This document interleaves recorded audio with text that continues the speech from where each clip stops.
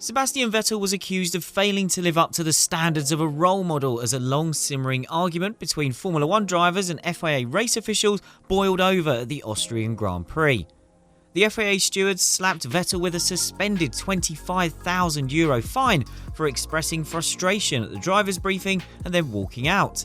An apology to race director Niels Wittich helped ease Vettel's punishment, but the unexpected, controversial episode only served to underline what has been clear for some time. F1 drivers are fed up and the FIA has some serious firefighting to do. Vettel picked up a suspended €25,000 fine for leaving the driver's briefing without permission. The four-time world champion, who is one of the directors of F1's Grand Prix Drivers Association, was accused of breaching the International Sporting Code and F1 sporting regulations. The ISC prohibits any words, deeds or writings that have caused moral injury or loss to the FIA, its bodies, its members or its executive officers, and more generally on the interest of motorsport and on the values defended by the FIA.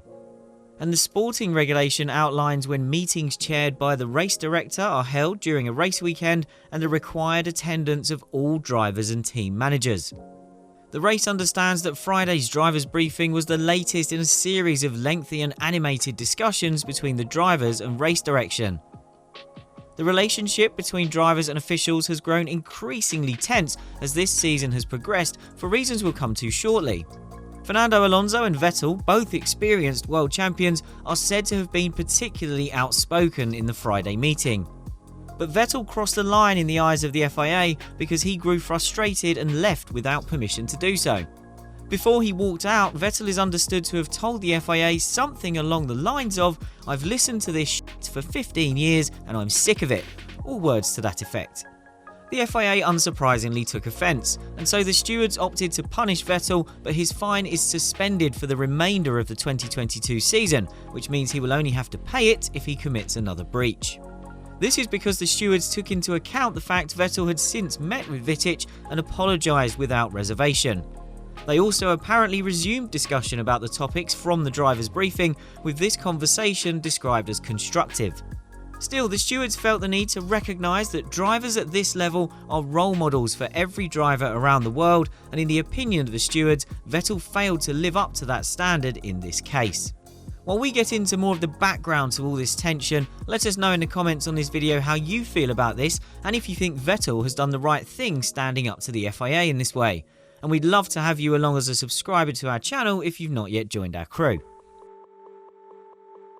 There is discontent among the drivers over the consistency and quality of the officiating in Formula 1. They hold a view that the new for 2022 shared race direction with Wittich and Eduardo Freitas is not working effectively, and that the rotating cast of stewards is leading to a lack of accountability. For example, F1 drivers went into the Austrian GP weekend seeking clarification of the new for 2022 racing rules, which have joined the list of driver grievances. At the start of this year, the FIA said if a driver is overtaking on the inside of a corner, they must have a significant portion of the car alongside to be given space, and one factor specified in determining that is whether their front tyres are alongside the other car by no later than the apex of the corner. A driver attempting a move on the outside must also have a significant portion of their car alongside, but in this scenario the stewards will consider if the overtaking car is ahead of the other car from the apex of the corner. Several drivers felt these new guidelines were not followed at the British Grand Prix, which featured multiple flashpoints, including cases of drivers being forced off the track and Sergio Perez cutting a corner to gain a position. This is what Vettel and his fellow drivers are believed to have wanted to discuss in the driver's briefing, while Wittich demanded that they talk about the pit lane entry instructions for the weekend in Austria. As an aside, this caused annoyance among the drivers because it was felt that the race director's instructions once again contradicted the International Sporting Code, an issue that first emerged at the Monaco Grand Prix when Ferrari protested Red Bull. Anyway, the apparent obstinance over meeting topics was seen as another example of the egos of the race director and the increasingly strained relationship they have with the drivers. Another example of this has been the clampdown on non-compliant underwear and the contradictory rules around drivers wearing jewellery while racing.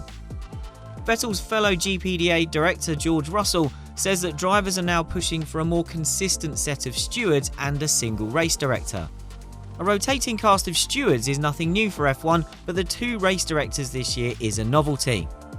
With Michael Masi, remember him, removed from the position following last year's controversial Abu Dhabi finale, the role is now occupied by either Freitas or Wittich from weekend to weekend.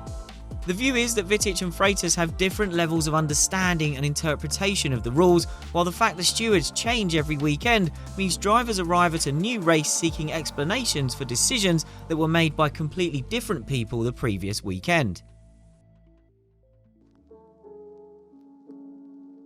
The situation around the competency of stewards and race officials is likely to fall to new FIA sporting director Francois Sicard to solve. Sicard is a well-thought-of, long-time motorsport man who previously ran the crack junior single-seater operation Dams before joining the FIA this year. Take our word for it, he's a good guy. But he was recruited by Peter Bayer, the now axed former head of single-seater matters for the FIA, who was ousted by President Mohammed Ben Sulayem a couple of months ago. Bayer is believed to have pushed Ben Sulayem to commit to a deadline for the 2026 engine regulations, something the FIA has allowed to slip considerably from its original December 2021 target, crucially while Audi and Porsche await confirmation of these rules so they can firm up their plans to come into F1. You might have heard rumours before the Austrian weekend that Porsche's tie-up with Red Bull was going to be announced at the Red Bull Ring, but our understanding is that won't be happening until the rules are finalised. Assuming Bayer's exit doesn't impact Sicard's position, Sicard has his hands full working out how the FIA's F1 structure is best operated in the short and the medium term. The changes that World Motorsport's governing body is going through could have massive implications for F1. In the early months of Ben Sulayem's presidency, the FIA looks less aligned with F1 than at any moment in recent memory. Senior figures from F1 itself, teams and now the drivers have all clashed with the FIA in one way or another. There's a dissatisfaction with the president's apparent interference and micromanagement in F1, concern that the promised changes to improve race direction are not good enough, and a worry that there simply are not enough officials at the required standard. In its greatest form, which we've touched on in a previous video, there's a serious consideration within F1 that the FIA might be better utilised in a more marginalised capacity. The FIA is F1's referee, and referees are rarely popular. It's never likely to be the case that the FIA has an abundance of supporters. But last year's Abu Dhabi Grand Prix was a painful but necessary lesson that the FIA was not just a divisive neutral figure, its confusing approach to race direction and inconsistent stewarding were exacerbating issues within the World Championship. The FIA is in a period of reform under Ben Sulayem, and that was in general widely welcomed earlier this year. But some of the changes aren't leaving many teams or drivers impressed. For example, the new race control support system in Geneva is apparently rather underwhelming in its initial guise. One team boss also told us in private how amused they were to hear a Ben Sulayem proposal for addressing the lack of F1 standard race directors was to suggest rally co-drivers would be a good option. There's clearly a lot of work to do for the FIA to repair a damaged reputation and convince its doubters that it's up to the standards of the most senior championship it regulates. It's also obvious that we can include the F1 drivers themselves among the harshest critics.